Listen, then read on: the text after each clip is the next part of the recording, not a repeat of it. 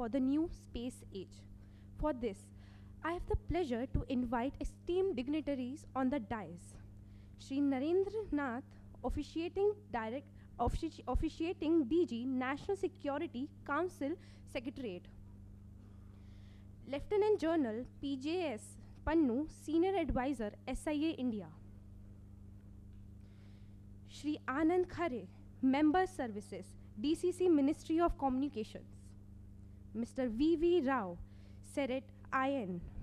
Mr. Bhupendra Janoti, Senior Manager, Business Transformation and Security, DSIC. And Mr. Rajsekhar P, ISAC Foundation. I would like all the dignitaries to join us on the dais. I now hand over the mic to General Pannu.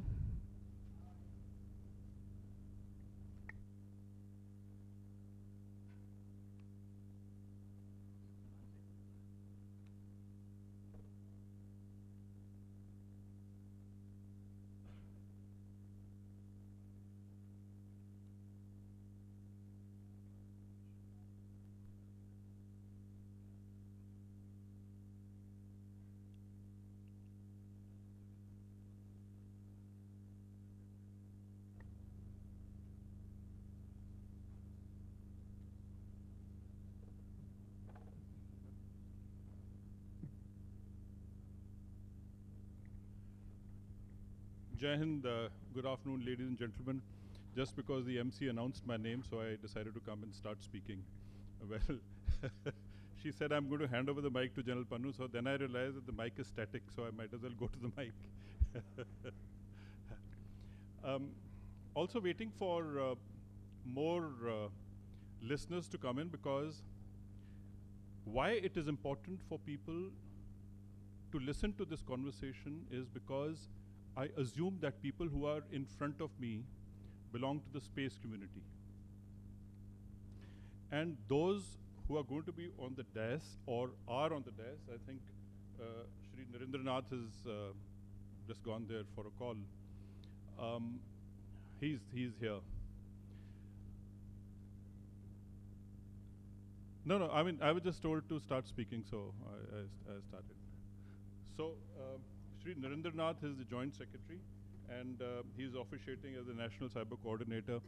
So, the community which is sitting here on the dais actually belong to the cyber community. And I assume, as I was saying, that the community which is sitting opposite on the floor largely belongs to the space community.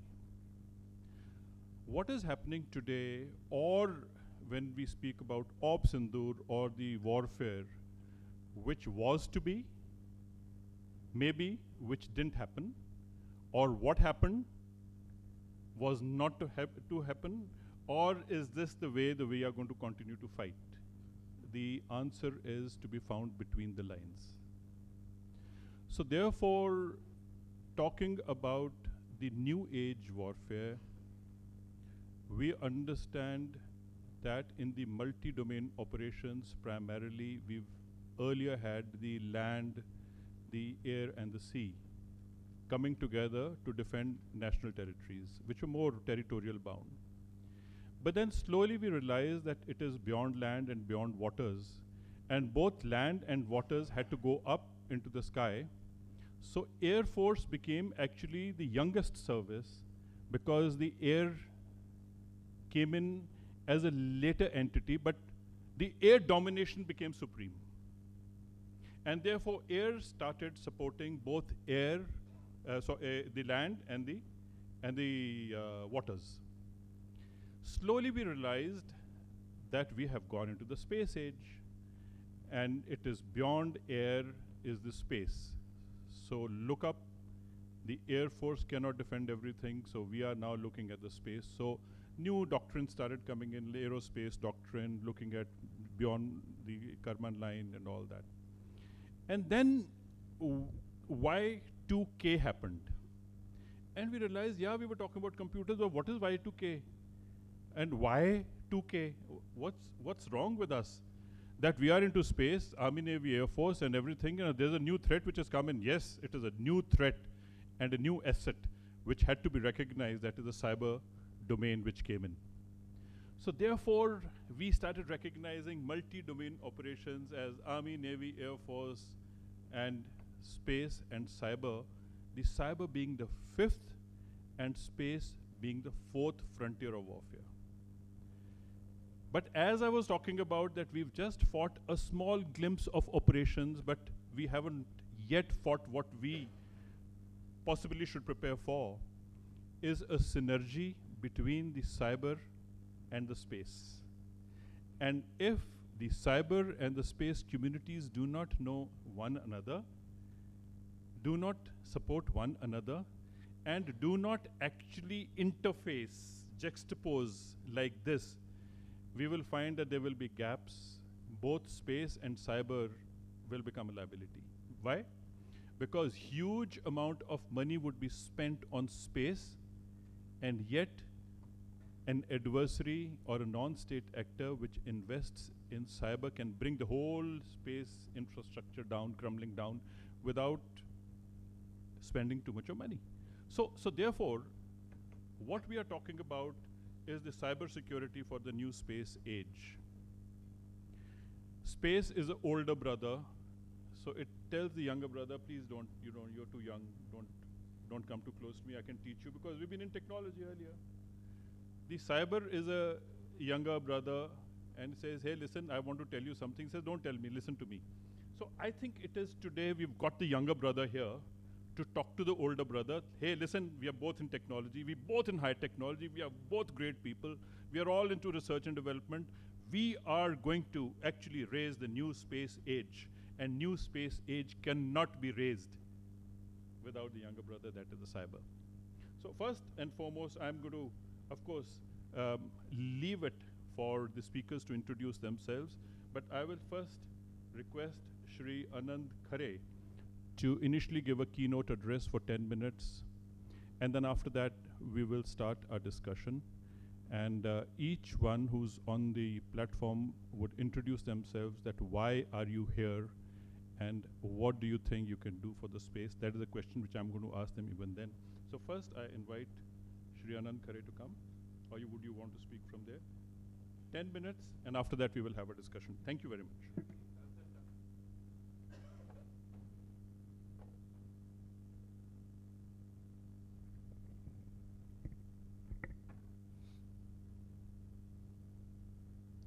Good morning, all the dignitaries from the dais. Good morning, all my friends sitting in the audience.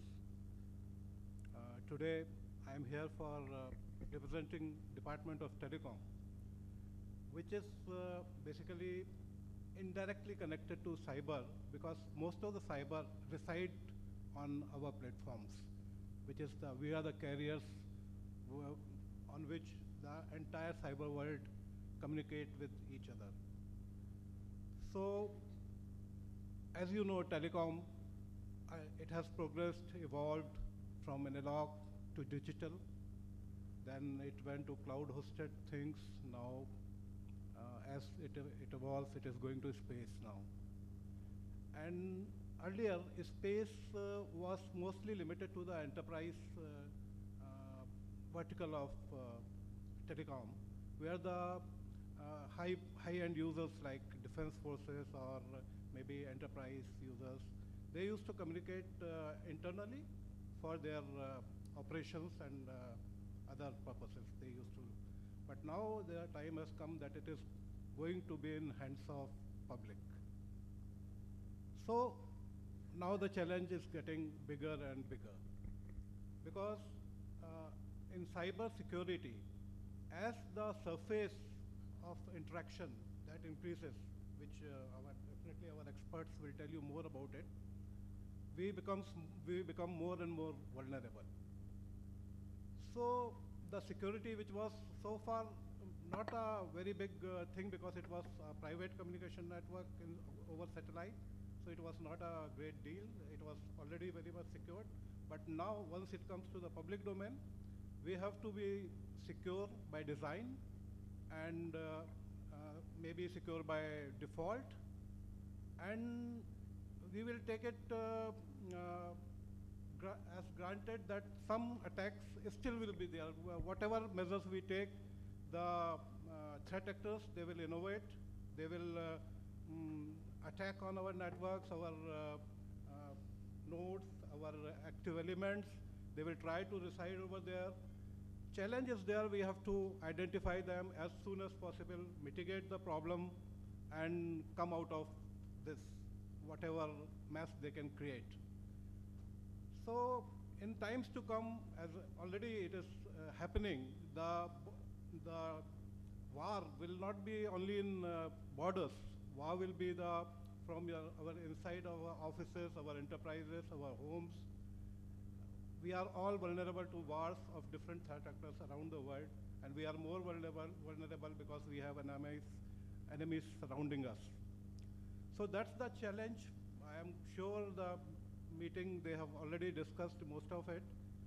But I would like to emphasize that all the operators, if they are here, please read the cybersecurity rules of Department of Telecom and critical telecom infrastructure rules of Department of Telecom. Please implement these rules in letter and spirit in your networks, because this is not only for your network, it is for the entire country. So we have to be safe, and we have to safeguard our population. Third thing, which is not, of course, I will just touch it. There is a rule for lawful interception. All the satellite network, whatever is coming, that will be subjected to all the lawful interception requirements of Government of India. So you have to abide by that. And I will send my regard to Saxena sir, who has just arrived. He is very senior in our community, one of the most senior persons around. So, thank you, sir.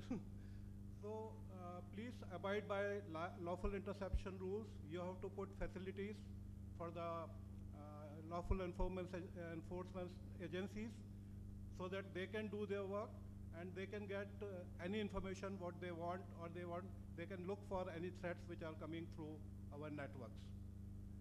So, having said that, I will again request you that we will develop together as a government, as an industry, and a public, and we will look forward to make the Viksit Bharat goal of our Honorable Prime Minister, we will achieve it by 2047. Thank you very much. Jai Hind. Thank you very much. Thank you very much, Mr. Khare.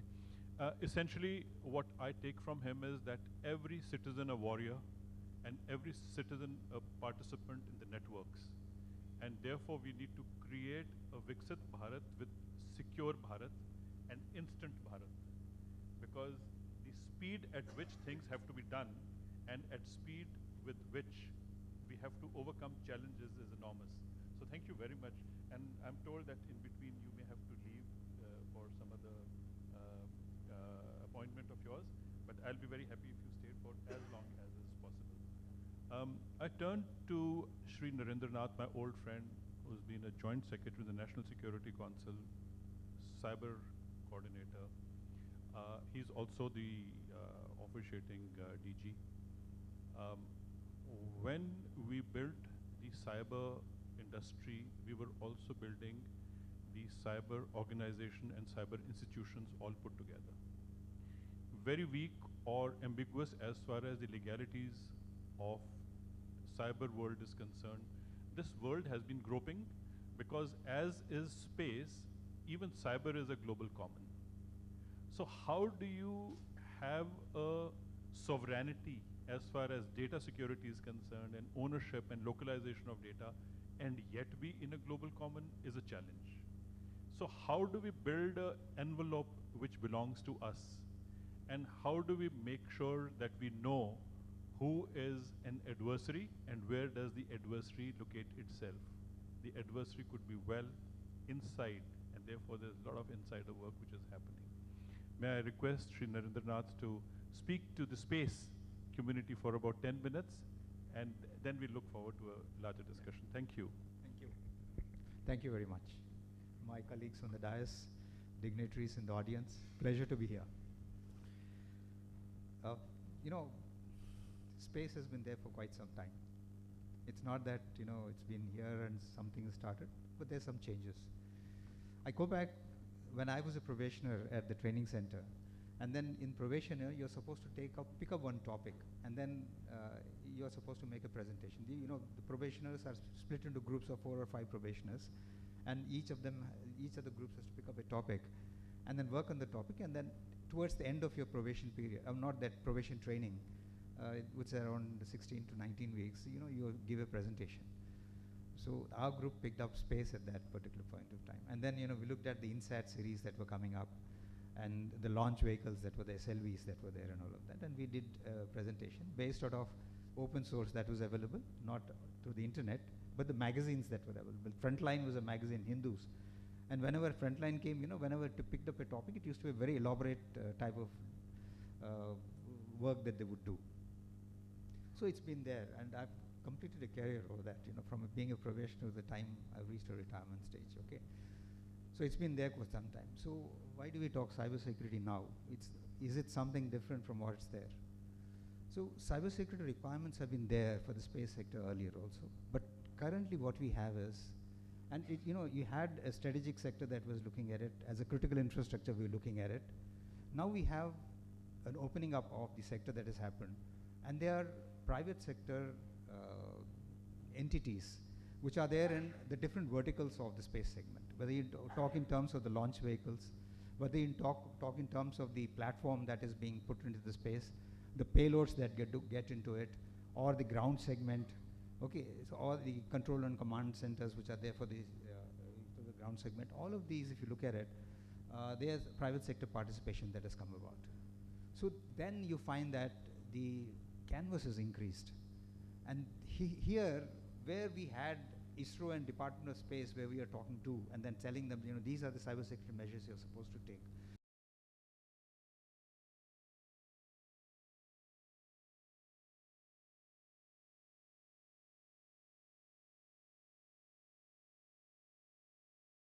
Bigger audience that has to be now addressed to see that they follow the cybersecurity practices that are required.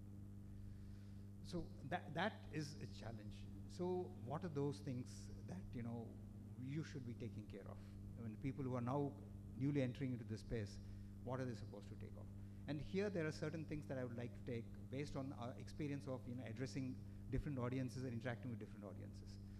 Privileged to go and attend a finance summit, and then talk to those people. They have a lot of products, and especially in the financial sector, we have a vibrant community. Like in the space sector, we're getting a vibrant community. When you talk to the people, they're very proud of the products that they have generated. But then you start talking security, that they blank face, because they look at somebody else has to address the security piece. They've not looked at security as a essential requirement of the product that they're designing. Now, that should not be happening here.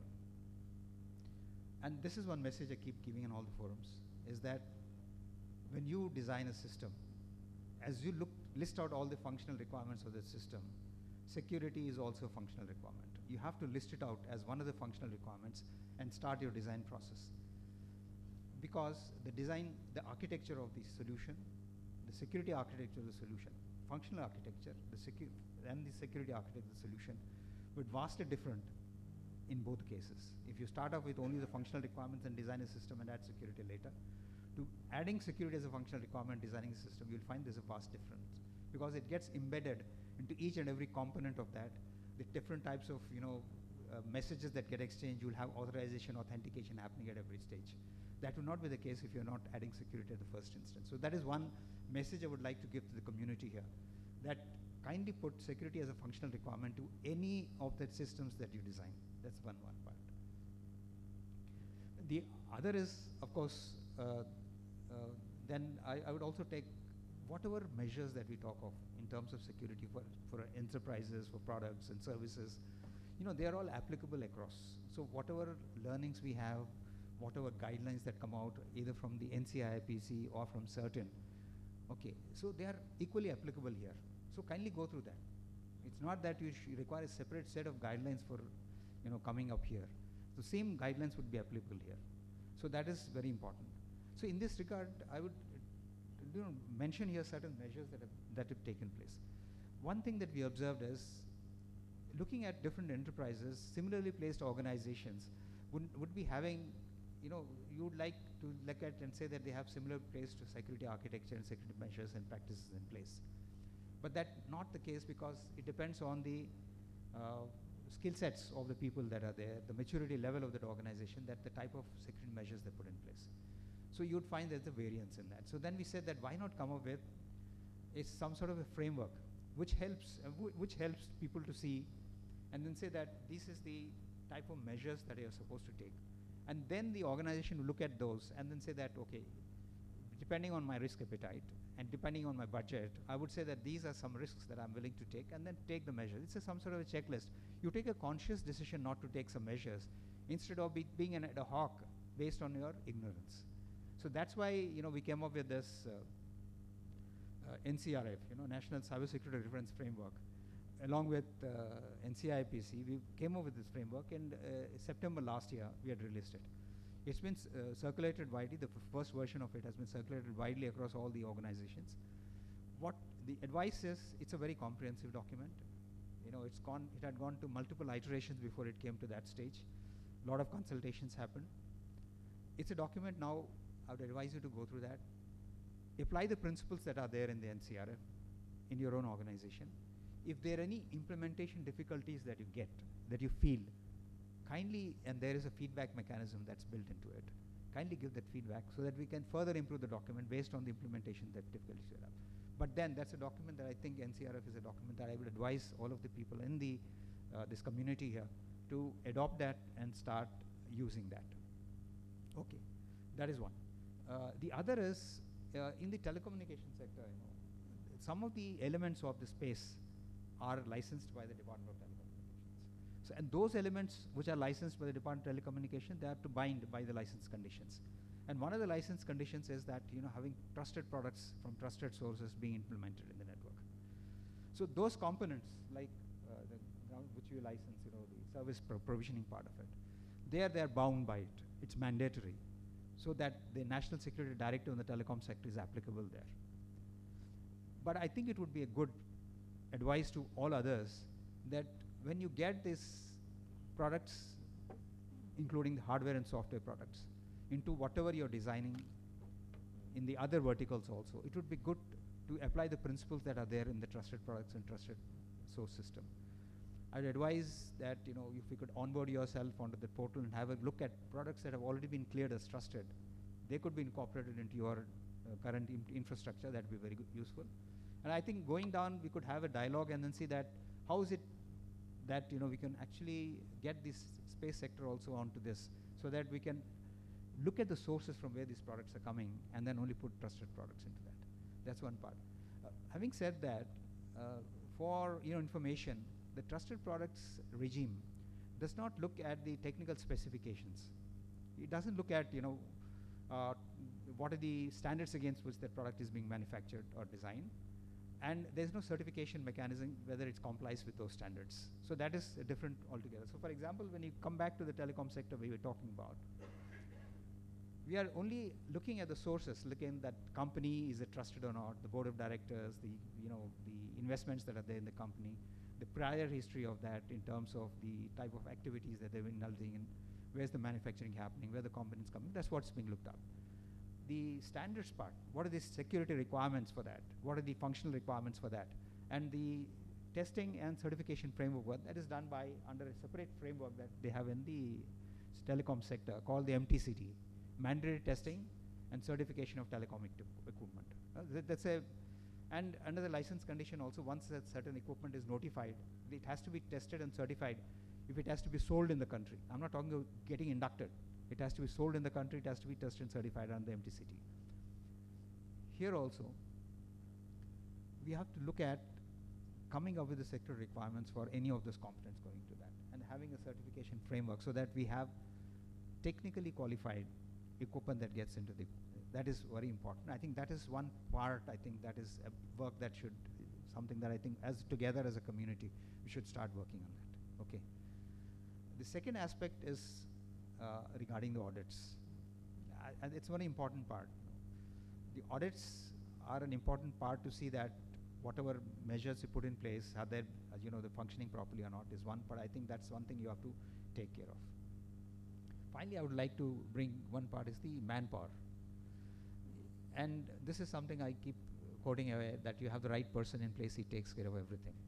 Because he can take care of the technology requirements, the functional requirements, the budget requirements, everything. So training of people is very important. And in this regard, there are certain things that from our office we have done. There are a lot of training activity happening across in the community. But the structured format in which it should be done.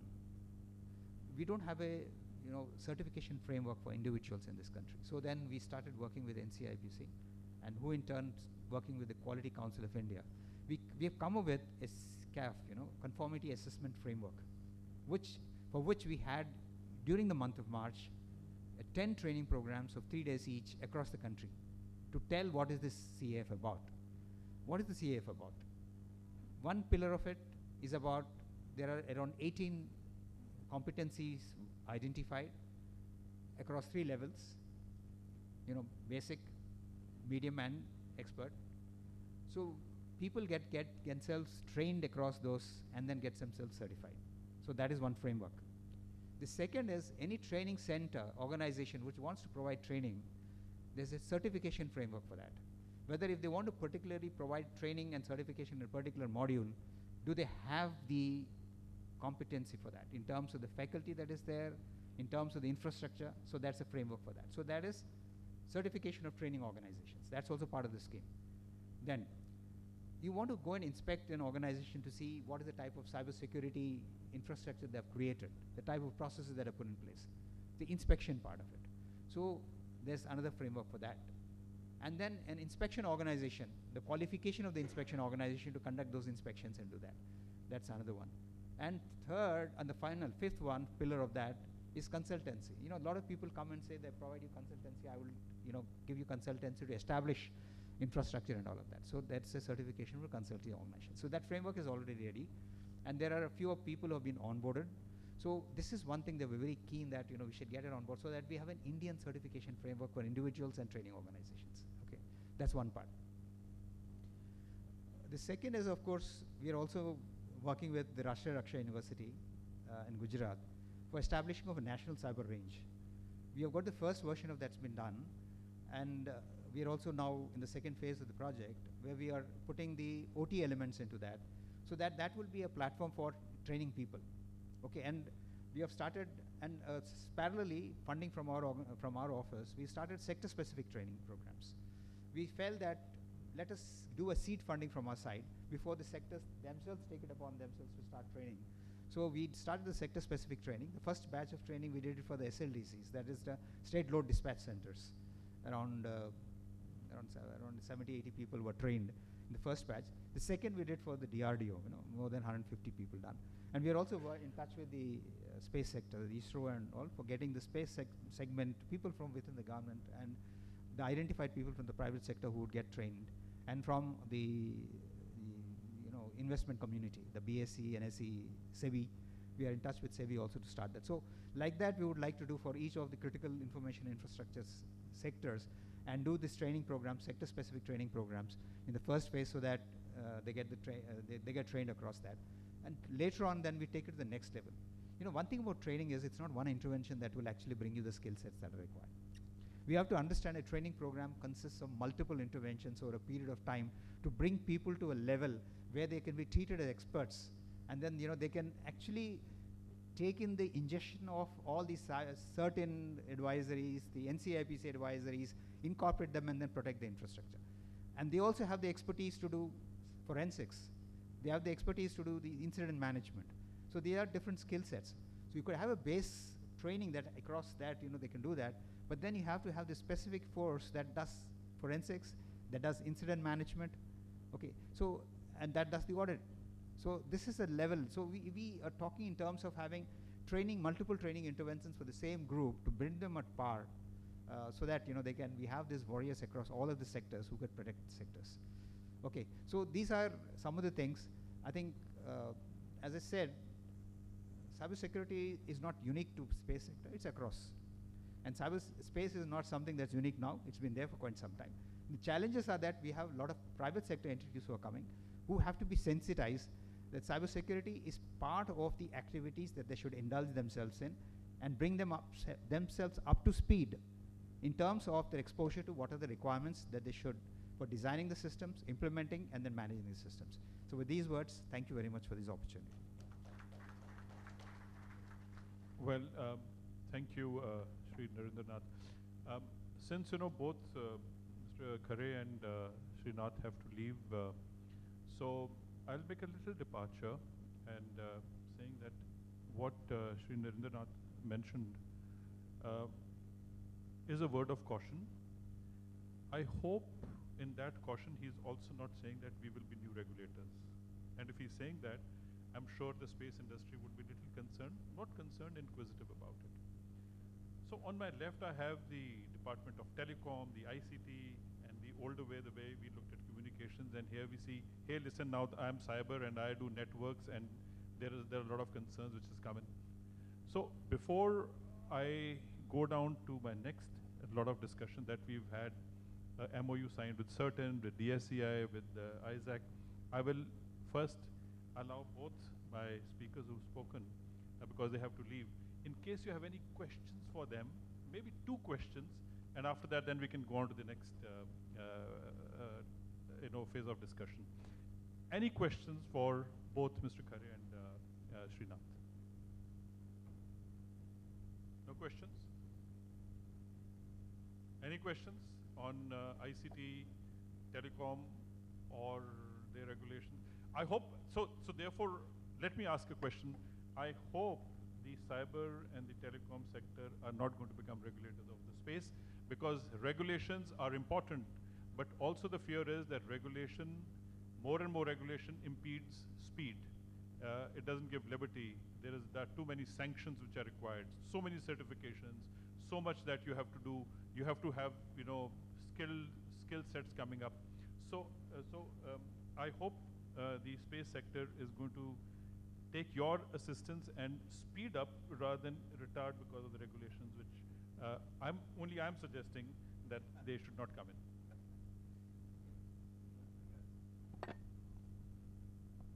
Hello. You talk telecom. So telecom is a regulated sector, but still, we've had large-scale developments that have happened there. So regulation per se does not mean that development doesn't happen.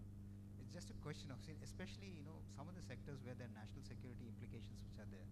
It's essential that we have some sort of an oversight. You can see currently in the last decade and all, there's a lot of emphasis on ease of doing business. So whenever there's regulation also, there's a lot of consultation that happens before there's regulations come in terms of consulting with all the stakeholders to find out, what are the pain points that could possibly arise. And then, those regulations kick in. There's no problem. See, it's not that, only we are in a regulated environment. Across the world, you'll find that wherever national security implications are there, wherever safety implications are there, is human safety and all of that, you'll find that definitely regulations would be there.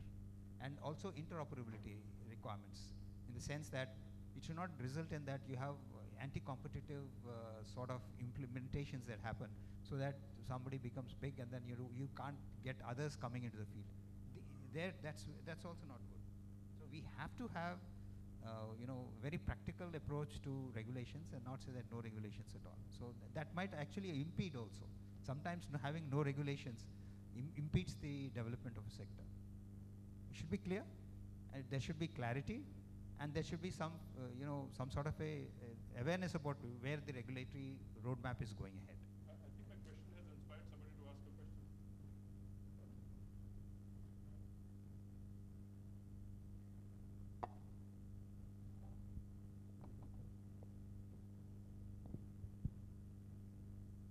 Thank you, sir, for a wonderful presentation. Ian Martinez from the Government of Western Australia. The last 2 years before this new post, I was the head of commercialisation for the Australian Cybersecurity Research Centre in Canberra, but for all of the cybersecurity research out of Australia. And you're so right in that, I guess, with the guidance of 27001, the guidance of AI 42001, it's to all the, whether it's IEEE, ITIL, ISA, the way that I guess the way that you're thinking and the way that you're looking at the future is very commendable. So I just wanted to say thank you, and I hope we get to work with you on cyber across many industries. Thank you. Thank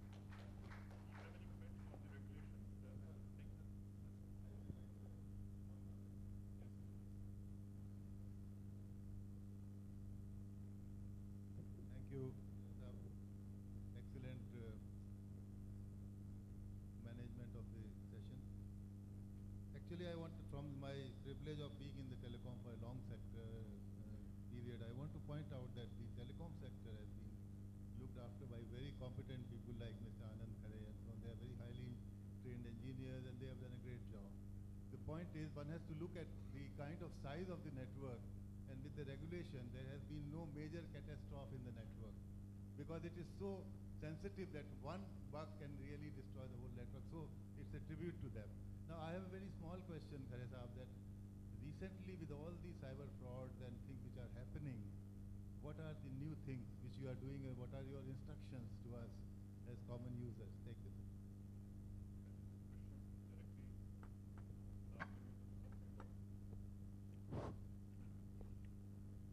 So, government is taking it head on, and we are putting several protection measures in place, sir, for this. In DOT, sir, we have created a digital intelligence unit, and we are keeping a watch on those SIMs which are being misused by these fraudsters in India or abroad. We have, sir, disconnected about 1 crore numbers recently, which were vulnerable to use, or means it was not in safe hands. Those were transferred to some illegal hands. They could not be verified. We have disconnected 1 crore numbers, sir. Every week we are disconnecting, we are blacklisting around 50,000 IMEIs, which is a unique number in mobile handset, the mobile handset or the SIM box. Every equipment is having a IMEI number, and we are blocking about 50,000 numbers, sir, every week.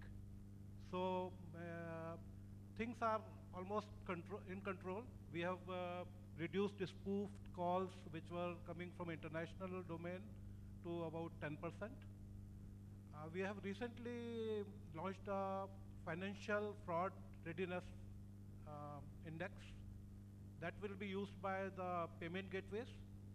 So if a number is demanding money from you, or you are going to pay to that number, and it has been used in cybercrime earlier, it will indicate that you are going to become a vulnerability to the cyber fraud, and please rethink whether you really want to transfer that money or not.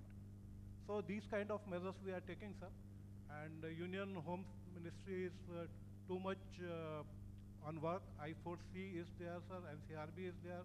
Together we are all taking control of the situation, sir, and you will find, sir, in times to come it will be vanished. Thank you, sir. So just to add, so for this, because I think one of the things regarding the citizen-facing sort of a thing, that's what you mentioned, isn't it? What you want is from the citizen. So that one app that is there, Sanchar Sathi, I would advise all of you to download that, because it sounds like crowdsourcing of, frauds. In the sense, you get a number from, fraudulent number, you recognize the fraudulent number, you would like to report it. That Sanchar Sathi, or an SMS has come. The Sanchar Sathi helps you to do that. It's very easy. You can just go to it actually helps you to go to your call list and then picks up that from there, and then it sends it off. So once that pooling happens in the back end, then they are able to actually, proactively take down those numbers so that they can actually, later on indulge in the fraudulent activity. I think that's one app I think everybody should have on the phone, Sanchar Sathi. Thank you very much, Shri Khare, and thank you very much, Shri Narendra. Both of you put together have actually brought a lot of value to the space sector. I shall certainly hand you over the ICT modernization FICCI report, and we will work on it. So before I go on to the second phase of our discussion, may I request you to kindly take the mementos of SIA. May I request Mr. Ravi to please hand over the mementos to Mr. Khare and Mr. Narendra. Thank you very much.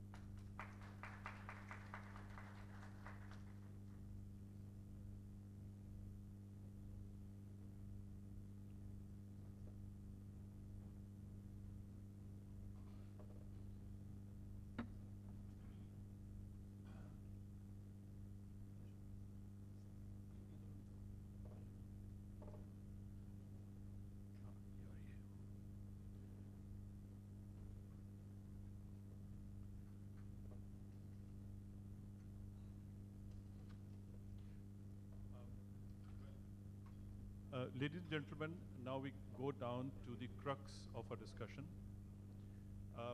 SIA-India has signed a MOU with DSCI and also joint MOU between CERT-In and ISAC.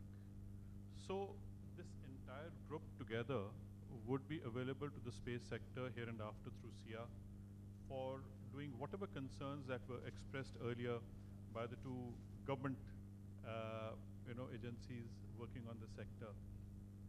SIA is going to be available to the space sector for making sure that whatever norms, whatever training, whatever certification, or whatever regulations are to be imposed and how they can make it easy for the space sector to adopt.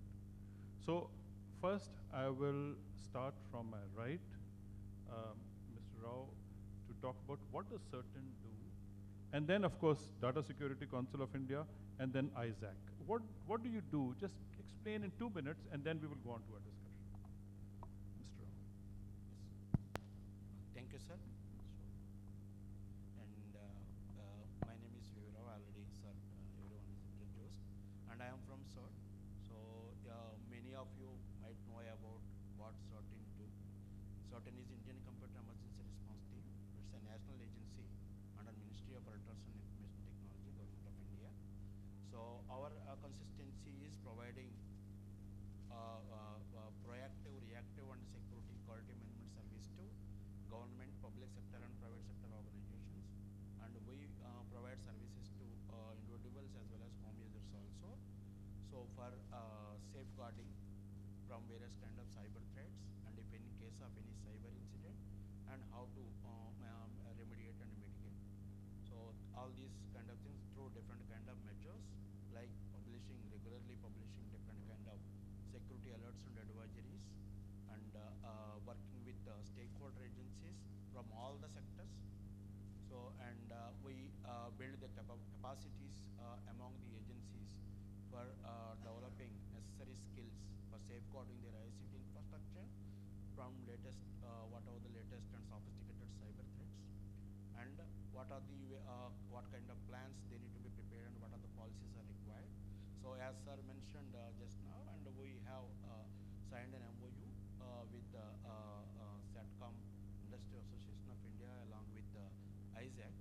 So where we regularly work with our industry partners and industry associations for reaching to the organizations, and what are the way we can help and support and hold the organizations in case of any kind of cyber attack or any kind of abnormality they are seeing or observing in their ICT infrastructure.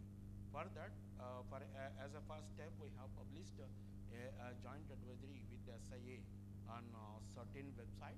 So it covers most of the things, whatever is required as on today. What is the current state of the space and satellite communication, the ICT infrastructure, and what are the various threats targeting on the infrastructure of the satellite communication, and what are the various best practices to be followed. So very detailed and clearly we have given along with the references.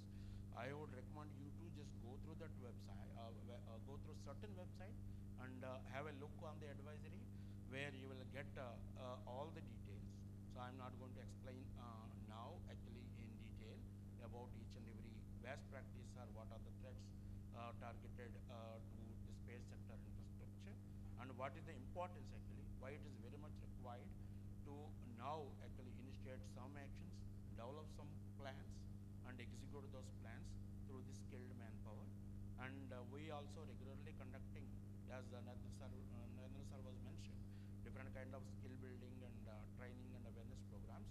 I would like to suggest you to take part in those programs. We are regularly conducting for all sectors, including space, and we are inviting. So I would like to suggest every one organization falling in the space sector and satellite communication. So kindly consider those requests and nominate the suitable people where they can take part and understand the importance of cybersecurity in today's world for the satellite communication infrastructure. And thank you very much. Thank you, Mr. Rao. I'm going to come to you a little what is important here is that every industry or every company which is dealing with space should have a CISO appointed. If they don't have a CISO, it means they have no idea that they are into cyber sector. So if you have a CISO, then 50% of your problem is sorted out, because CISO will interface, CISO will train, CISO will scale, CISO will certify, CISO would take care of all which is necessary. Whatever Mr. Rao from CERT-In has said, ISAC, which has been training a lot of people, those who are uninitiated, those who are all into cyber, people who have actually done a lot of workshops with them and also have done a lot of consultancy with them. So since there's a tripartite between the CERT-In and ISAC, I would request Raj to talk about what will this tripartite bring to the table for the space sector industry. So my name is Raj, and I'm the founder of ISAC Foundation. Briefly, I'll just talk about a minute about ISAC Foundation. We are a non-profit that operates in India and US, and we have various programs under ISAC that we do. Especially, we work very closely with CERT-In for various domains. Couple of things that we do that are, this our focus is, first is that we have a platform called NSD, which has roughly 75,000 plus cybersecurity researchers spread across 32 countries who speak and provide something which is called as a zero-day intelligence to us in 17 different languages. And this is something that as a platform we do to help companies preempt cyber attacks and help them protect before they face problems. Now, apart from that, we also build cyber ranges, and we have got 3 Guinness Book of World Records from the UAE government for building these labs for them on OT security. And something similar we are trying to endeavor to build in the space sector here. Now, the tripartite that we have for the space sector with SIA and CERT focuses on bringing very specific values to the space sector community. The first value is, if you are in the space domain, you have to understand that the domain is very competitive and very well watched by the adversaries. And there are many countries who may not want a certain country to progress in this domain, right? So just like how you have offensive teams in cybersecurity, there are dedicated teams in offensive which are focused on bringing down space sector companies specifically, because no other adversary nation would want the companies to be progressive in that domain, which is why they target them. It's very crucial to understand that cybersecurity is something very important for protecting your assets and domains. So I'll give a small example to you.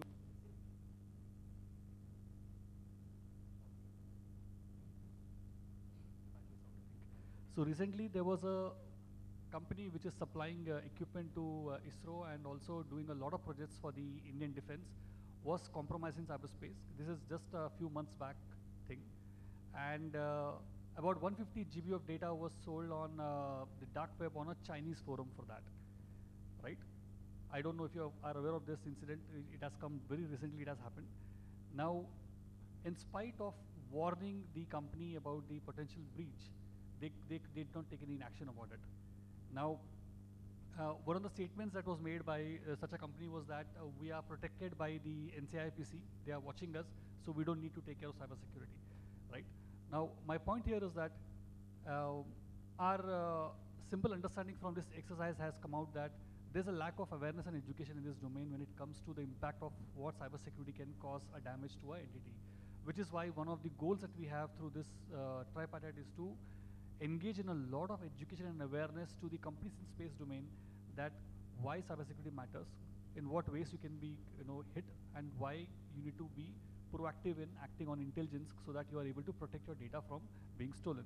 The second thing that we are going to do with under this tripartite agreement is that we are bringing in audits on hardware security, which means if you have ground systems, you have any devices which are hardware specific for the space sector, because ISAC has this capability of 75,000 plus hackers and researchers available on our network, we will be able to conduct a bug bounty program for the space domain. We can get you 50 or 100 top cybersecurity experts in hardware security who are masters in reversing and malware analysis or engineering to work on the hardware and find out if there are any bugs or not.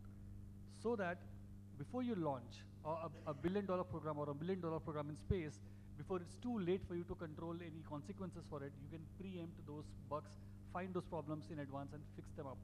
What we have understood that, in India also the culture of bug bounty is not yet very mature. There are CISOs who know what it is, but they are not ready to adopt it very openly. So one endeavor that we have with this collaboration is to bring that awareness and education on the importance of this exercise of bug bounty hunting and why it's very crucial for hardware security to be put in place.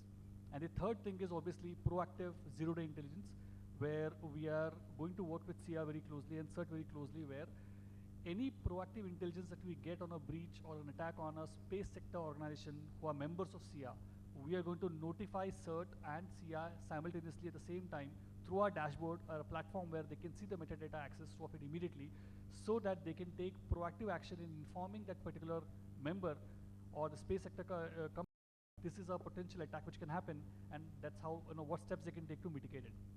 So we are hoping that this small exercise or activity will go a long way in protecting and bringing value to the space sector. And we hope that this MOU is implemented in spirit, and the collaboration goes a long way for that. That's what we did. Thank you very much, Raj.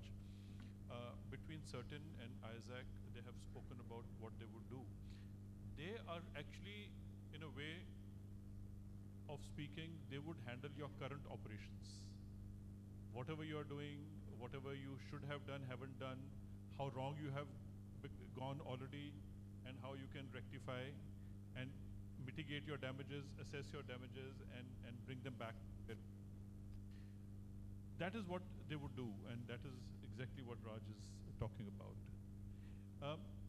Then we go to the Data Security Council of India. Bhupesh will tell you, how do you in future indigenize your systems? How would you work out on various segments of the space when you build it from zero to up? How are you going to make sure that whatever planning you do, the Data Security Council of India has signed a MOU with the SIA, and in fact they invited us for a program to sign the MOU, and they would be looking at the indigenization in combination with the space and cyber as one synergistic system. So may I request Bhupesh to talk about it?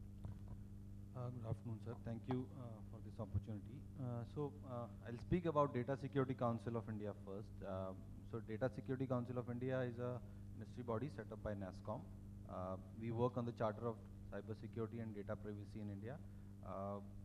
With our connect and our exposure to various ministries, industries, across sectors, researches that is happening across India, globally, incubation that is happening in India. So we also incubate cybersecurity startups in India, which again gives us a lot of exposure to what is happening across different sectors in India around cybersecurity. So in this journey, we have witnessed that there is a lot of digital transformation that is happening across sectors in India. There is a lot of convergence happening from a cybersecurity standpoint. One sector is converging to another sector, and now every sector is becoming a critical sector. So just now sir talked about the IT part. There's a lot of things that is going in the OT part as well, which is again very crucial from a business standpoint.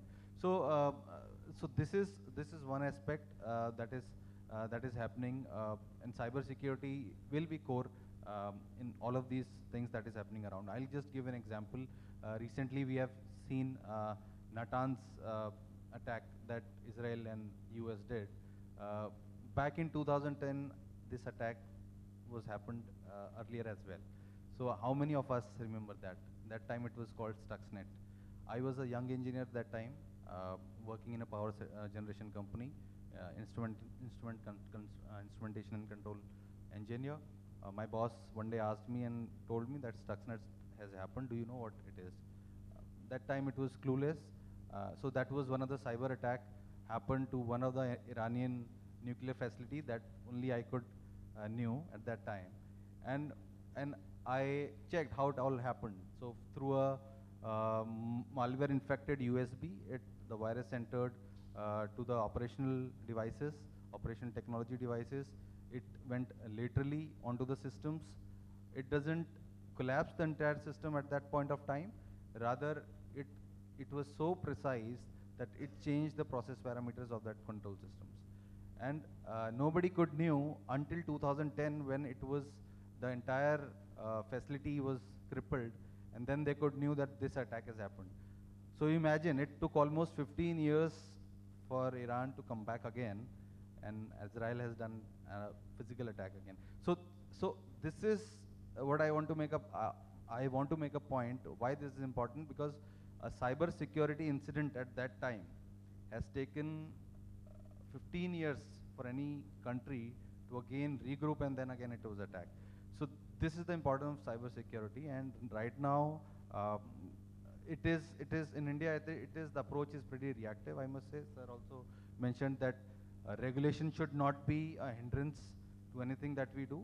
Rather, we should always take a proactive approach. We should follow the best practices. Sir just mentioned about what kind of initiatives that we are taking and that we will take. We must incorporate cyber as a core part of any organization, any sector at this point of time, and should also look from an angle how it is going to affect probably at a later stage. So from best practices standpoint, I would say risk assessments for any organizations. Space sector is new. New in the sense, new age. Why I say this? Because it is a critical sector. Any critical sector was not designed for cyber security initially. It was designed for availability of the processes, availability for a 24/7 operation. But as the system has expanded, more and more connectivity is happening. More IoTs are being implemented onto the existing network. Cyber risk is becoming very prominent in every sector that we have at this point of time. So if I have to say best practices, risk assessment is something any organization should follow. Then we have to do we have to come up with some secured architecture. The best practices that are being followed globally. From a framework standpoint, if I have to say, space sector can together work, and we can work with SIA, and all of us can together work on some kind of frameworks, the best policies that could be given to the space sector, along with the secured architecture, the trainings, how the workforce can be developed, how the cyber ranges can be developed across the country for this domain, and on top of it, how these things can be leveraged from an emerging tech standpoint, because quantum is something that is going to play a major role, and that is also getting converged with cyber security, because from a communication standpoint, quantum technology is going to play a major role in the forthcoming years. And now I see people, process, and technology until they are synced. So any process will fail. I think all of them have to be synced. And from an emerging tech standpoint, everything needs to be connected as well. Thank you very much, Bhupesh. I heard some people sneezing here. All of a sudden, the space sector is sneezing because they got exposed to the cyber world, and I would not stand between them and the cyber, and open this house for discussion, say for about 5 minutes, because though we are running short of time, but I think this is very important. So now it is between the space sector to query the cyber sector and to see how we can find common points, or how we think we do not need them. Anybody can ask a question, please.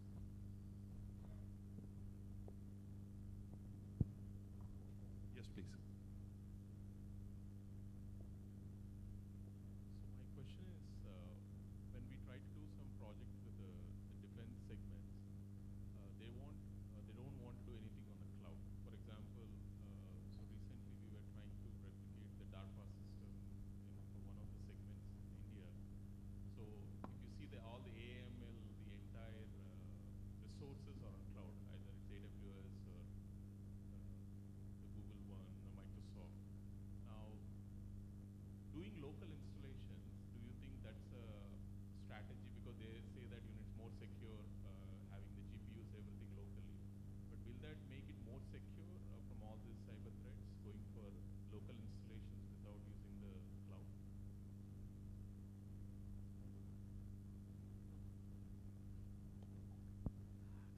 the thing is that data on the cloud can also be made secure. It's not that it cannot be made secure, but there are many challenges in terms of who has access to the backend at the end of the day, right?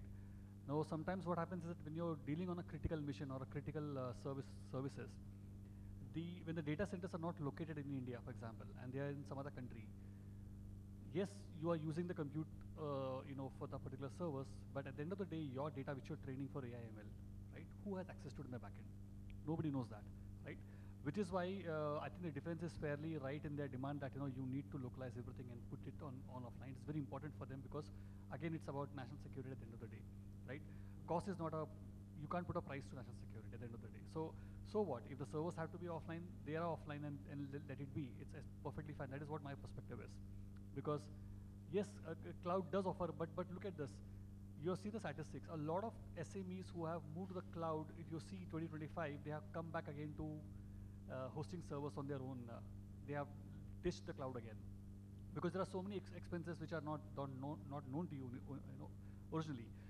Just today morning, I was having a discussion with someone where this was a vendor who was supplying the Azure licenses to companies, and there was a cyber attack happening on one of the accounts, and there was a crypto miner. So the company which was expecting a 5 lakh rupees bill, suddenly the Microsoft sent them a bill of 1 crore. And he was like, I did not use it. And what the vendor was saying is, I don't know, Microsoft clearly said that, look, I gave you a space, you used it, you have to pay the bill for it. Now the issue's in court. Point is that when you're not in control of a certain infrastructure, when you're renting it out, essentially you're renting it out, right? So I think it's better if it's offline. In my view, it is more safer that way.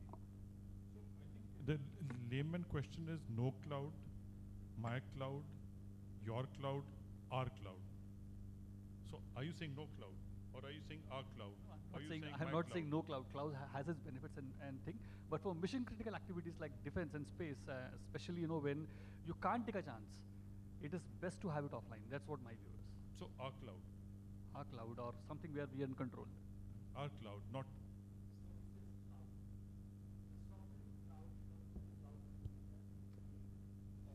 And you'll not go outside your sovereign owned by the military. Yeah. Oh, sovereign means our cloud. Yeah, our cloud. Our yes. means India. Oh, my cloud.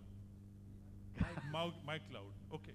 So that is a simple way of saying. So if the cloud is to be trusted, it has to be my cloud. Otherwise, there's no cloud. Okay. So just a follow-up question on this. So now we all know that quantum is going to play a very important role, and we know that all the quantum computing infrastructure is in North America. We are submitting the data because latency is very important. Let's say we are trying to integrate everything with the satellites. Latency is very critical, and the humongous amount of data, real-time processing needs GPUs and all this heavy infrastructure. Now, what is the alternate strategy for this? Because if latency doesn't work out, you can't take decisions in real time, right? And the satellite data only is valuable in real time. So how do you see that, quantum playing a role in India?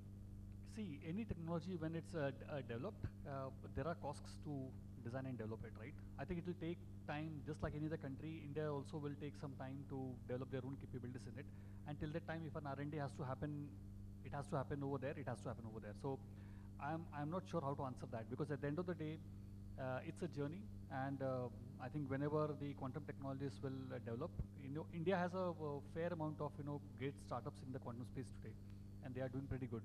So I'm hoping that there will be some development which will be there, but I believe that price and cost should not be the parameter to take, especially when it comes to critical systems. That is, for startups, yes, it makes sense. They can go online and do it. Today, DeepSeek, everybody is using it in India, right? Because ChatGPT, nobody wants to pay $20. They're not realizing that okay, it's a Chinese-based company. So be it. For startups, it doesn't matter. They want to survive and go forward. So we cannot compare the scenario with them, right? So to answer you, I'm not qualified for it to answer this particular question, but if I had to logically say it, when it comes to defense, it doesn't really make sense for them. Eventually, they would want to develop their own indigenous capability in India and rely on it rather than buy something and lend it out. But anyway, eventually, that's what I would say. I think the question is on space cloud, space quantum, right? If it is space quantum, then we we have somebody from the DSA Brigade, Manoj. I think you have a question or you have an answer to this? I have a question.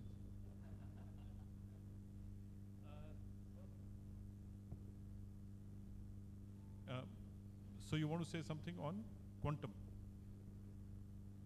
Okay, so the mic goes back.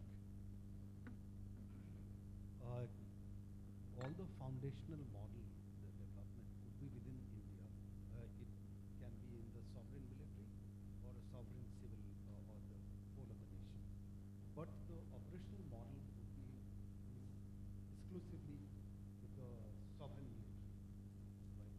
In the terms of latency requirement, which you are saying, quantum, etc. later, the BMD, the best latency requirement can even be solved by 8,000 kilometer below the time, the requirement. You can still defeat the other guy or be at equal to him.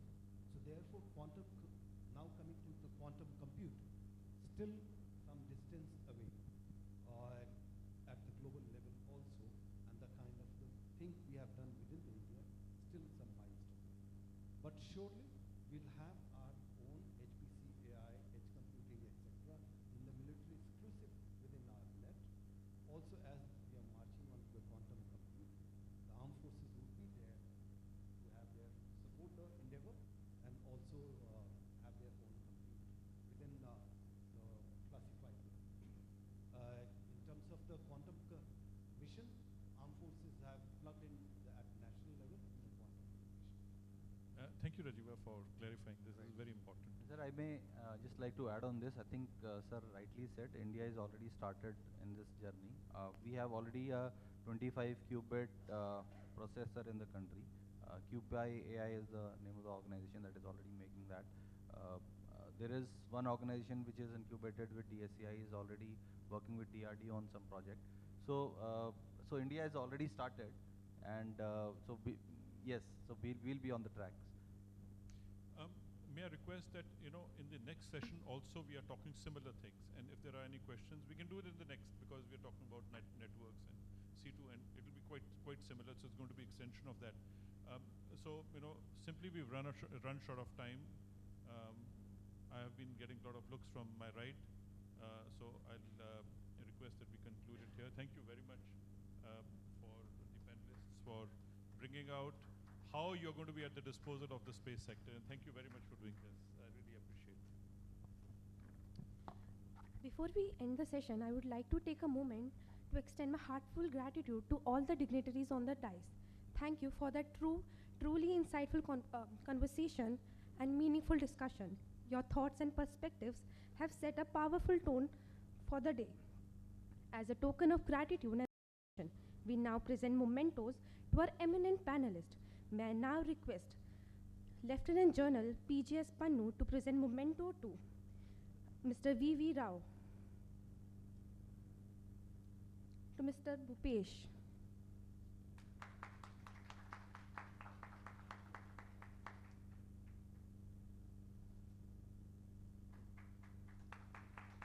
and to Mr. Rajsekhar.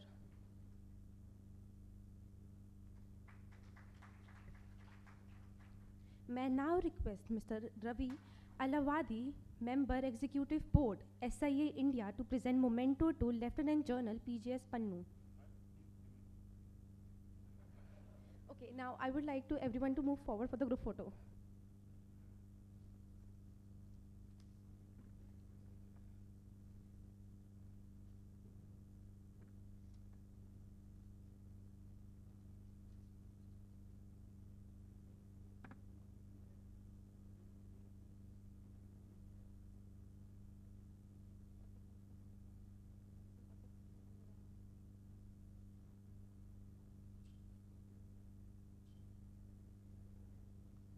I request everyone to join us for the networking tea, and it's a humble request to everyone to join us by 3:40 for the next session.